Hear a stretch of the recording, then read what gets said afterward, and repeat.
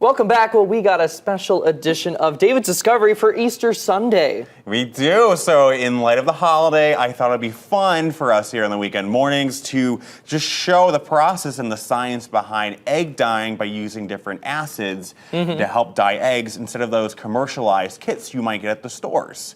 So really what I did yesterday is that I hard-boiled the eggs, but I had some orange juice, I had some vinegar, and I had aspirin that I put in different cups in hot water.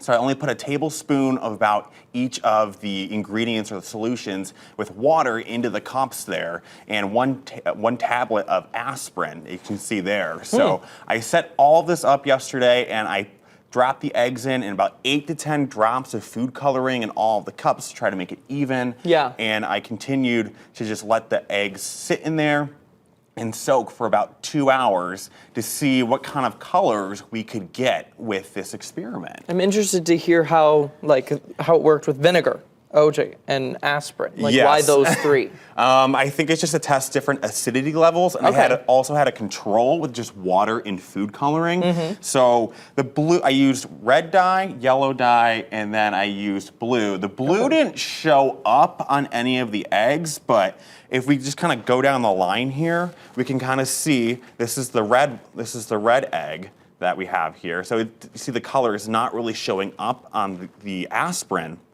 The aspirin eggs as much as maybe some of our other ones. So we have the red aspirin here, and then we go back to the OJ with a higher acidity level content, acid level content, and we start to see a little bit of a color change in that, where this one might be a little bit more darker or come through more.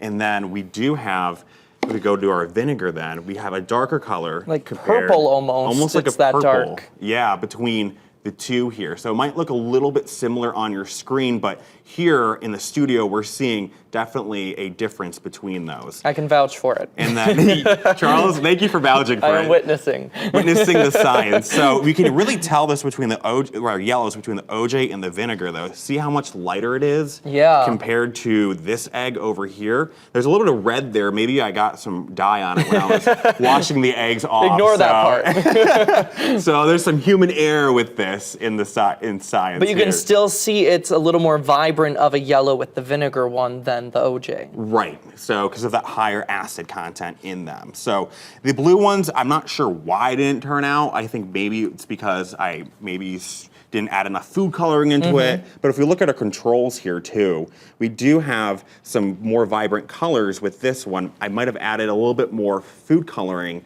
into the water here and the hot water between the control cups with just the water and food coloring. So we're getting more vibrant colors with more food coloring in there. So what would you recommend people maybe do if they want to see more of that color? I feel like the vinegar is kind of bringing out more of those colors. Yes. With the food coloring. I definitely recommend doing vinegar, and I've talked with Sarah Gannon, and she said, oh, I've used vinegar in the past in food coloring. Interesting. So typically vinegar works because of its acid content. Yeah. And really behind this experiment is that we're seeing an interaction between the yolk there is the blue, so a little bit large on the egg yolk there, but we have a calcium carbonate or a limestone shell on it, and then there's proteins already on that shell. Once you kind of submerge that vinegar, that acid into the water, those proteins turn into positive charges, and then the dye has a negative charges on the end of it, and you create like strong ionic linkages between them. They're not necessarily bonds, I was told by a chemistry professor at Minnesota University Rochester here, because it's not strong enough to make a bond. There's more of a linkage there. And as you add the vinegar into it, and stripping away more surface area on the eggshell and that calcium carbonate for those molecules to really attach onto. So the higher the acidity rate, you might see more colors pop onto there. So that's why the vinegar worked so well primarily. Do you think it would, I don't know, I'm just throwing this out there. Yeah. You know, when people are hard boiling them, what if they did it in vinegar? We did it in vinegar. Well, would that maybe help with the colors? It might help with that a little bit. Okay. So we also, you don't want to overdo it. We do have a soundbite here from one of the professors I did interview. He explains why you shouldn't overdo it with that acid, because you can hit a certain equilibrium point. However, you cannot overdo it. because, and everyone can see it at home, that once you put the egg in, say, pure vinegar, you'll start seeing bubbles. That is the calcium carbonate becoming CO2, and then you start breaking down the egg. So this is why usually those kits contain a diluted solution of vinegar, not pure vinegar. That's kind of the CO2 you probably saw in that cup there, Yeah. but just a nice Easter experiment to do Well, that makes to celebrate sense. the holiday. Cool. Well, I'm glad you were able to incorporate this in for Easter Sunday. Thank Yeah. you so much.